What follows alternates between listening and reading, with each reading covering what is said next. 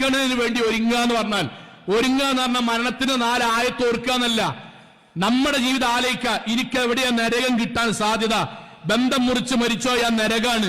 ഞാൻ ബന്ധം ഇണക്കിയേ പോകാൻ പാടുള്ളൂ. ആർക്ക് വേണ്ടിയിട്ട് ഞാൻ മുറിക്കാൻ പാടില്ല.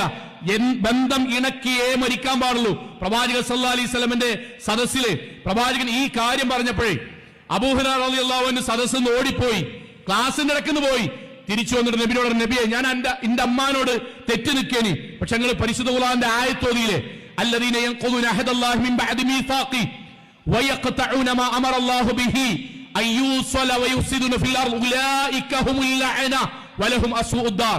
അല്ലാഹ് പറഞ്ഞ ഏതെങ്കിലും ഒരു ബന്ധം മുറിച്ചു കളഞ്ഞ് മരണപ്പെട്ടു പോയവന് അള്ളാഹുവിന്റെയും അമ്പിയാക്കന്മാരുടെയും ശാപം ഉണ്ടാവും, പരലോകത്ത് നരകുണ്ടാവും.